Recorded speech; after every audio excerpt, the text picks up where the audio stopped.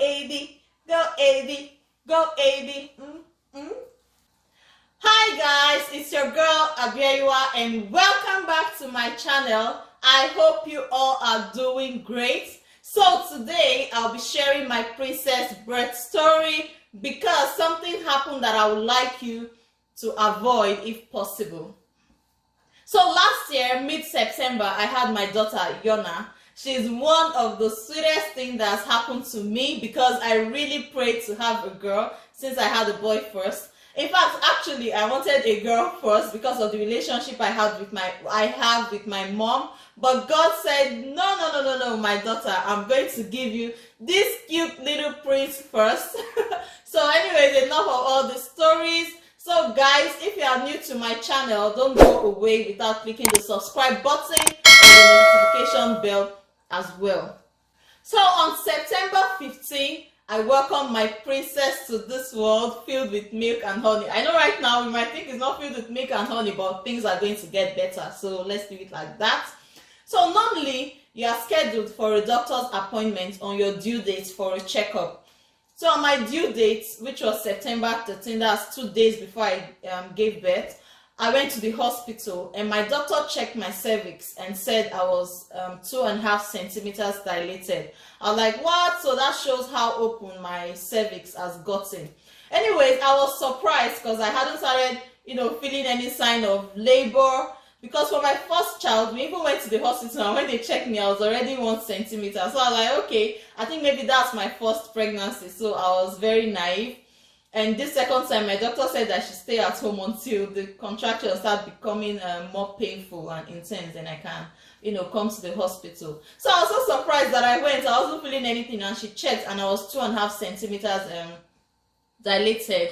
So she suggested that, she should do like a membrane sweep just to induce labor. And I was like, oh yes, of course, because I couldn't wait to meet my baby girl. And I think, or I also read before then that most, or if not all doctors suggest a membrane stripping or membrane sweep if you are on near or, past your due date. So it depends on you if you really want to go through that route or not. But I think there will be a stage where they will tell you, oh yes, I have to do this. So anyways, the next day after the membrane sweep, I felt no sign of labor except some mild cramps. Like that same evening, my husband and I went to the store just to walk around a little bit. And after, I think that was around 7 p.m.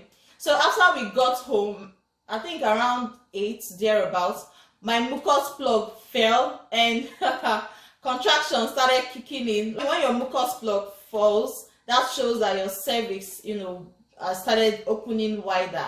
And that mucus plug helps prevent your baby from infection. So when that has fallen off, you also need to tell your doctor that, okay, this is what happened and all that. The contractions started becoming more painful and closer together at around 10 p.m. So I went to shower just in case the contractions became intense. And when I couldn't bear the pain, my husband and I went to the hospital and we checked in around 11:30 p.m.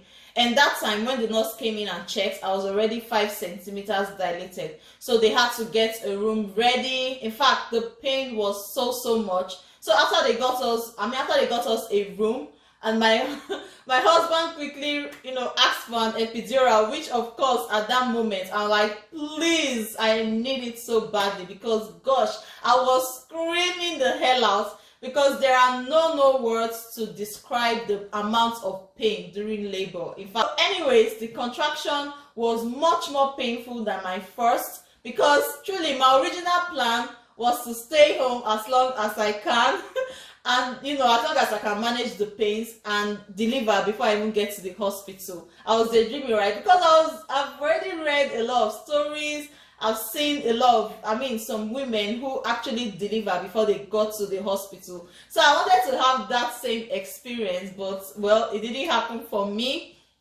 So by the time the doctor came in for an epidural and, when they checked, I was already 7 centimeters dilated. So for those of you who don't know, or who know, but anyways, epidural is a pain relief medication that blocks pain from labor contractions and during birth very effectively. So when a patient gets an epidural, a small tube is inserted into the epidural space of the spinal canal, and a continuous amount of medicine is infused until labor is complete. And this procedure can only be done in between contractions, because you'll be asked to arch your back and stay still while either lying down on one side or sitting up. So for me, I was actually sitting up when they inserted the tube. The tube is taped to your back, to prevent movement, and that's how you receive your pain relief medication. Before the doctor was completely done with mine, another contraction started kicking in, so I tried to stay still for the first few seconds so he could complete the procedure.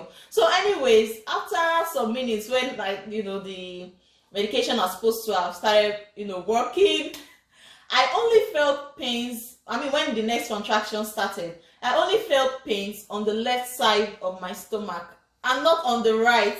I was like, what? And I could move my left leg very well and not my right leg. I was like, oh my God, what the heck is happening?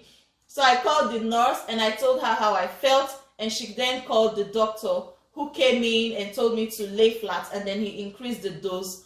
And I thought everything is going to get okay, or everything is going to work properly. And then when the next contraction kicked in, the same thing happened.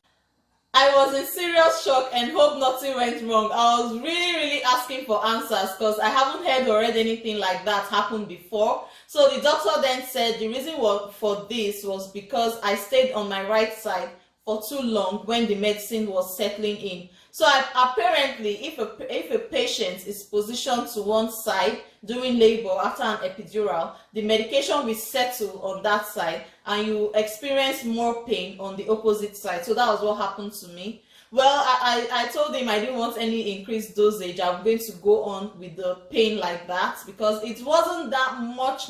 It's something I could actually manage. So after all, there are women who gave birth without an epidural, so I was like, okay, yeah, let me do this. So fast forward to 4 a.m. my water broke. I called the nurse. She came in and then checked, and she saw that I was fully dilated and I had effaced 100%. So that means I was ready to deliver. And the nurse said she could see my baby's head, and she has like lots of hair. I was like, oh my God, thank you. So she called the first doctor, and I don't know if it was a male or female, anyways, but the doctor was delivering a baby. She called the second one. The doctor too was also delivering a baby. She called the third. All 3 doctors were delivering other babies. I was like, what? You could see the nervousness on her face, that if she doesn't find any doctor available, she might have to deliver this baby as herself. And then she tried one last time. That's the 4th doctor, and thank God she was available. So she came in, and the doctor and the nurses, they got ready. They also got me ready as well. And to God be all the glory. In fact, in less than 5 minutes, like 3 pushes, my princess came out at around 4:14 a.m. And I was like, what? I could remember my first delivery. I was finding, they were telling me, breathe in, breathe in. I was finding it hard to breathe. In fact, I was breathing out. I was doing the opposite. But I was so ready for my second, because now I'm more experienced. So I was, able to do as told. And what really surprised me was, from when my water broke until delivery was all in 14 minutes. I couldn't believe it. I was so thankful. My princess was here. She was healthy and looking good with lots of hair, which I wanted for my daughter. And afterwards, they placed her on my chest. I was crying. Mine was tears of joy. My baby was also crying. And then they wiped her and they checked her out. God, everything was okay. They also checked me out, removed the placenta and all that yada stuff. But everything was perfect. And then the delivery, the nurse actually told me that this was the shortest delivery she has ever had since she started delivering babies. So I was like, what? Okay, you have to put that in your book of records, because that's a great one to have as a nurse. So my princess and I were discharged the next day. So the truth is, every child and delivery is very, very different. You can never say, oh, this was how it was the first time or for this person, and that's how it's going to be for me or this time around if it's not your first pregnancy, because you never know what's going to happen. All you have to do is make sure that you and your baby are safe and healthy.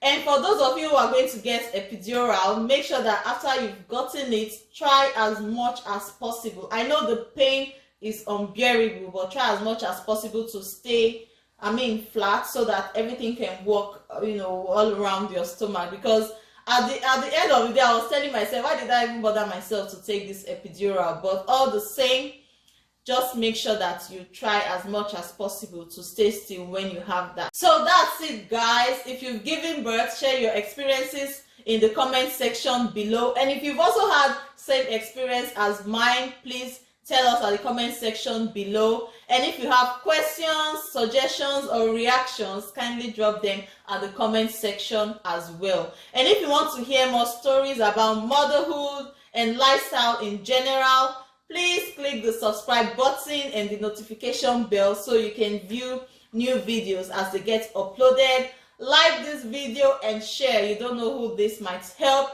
Thank you for watching, and I'll see you next time. Bye.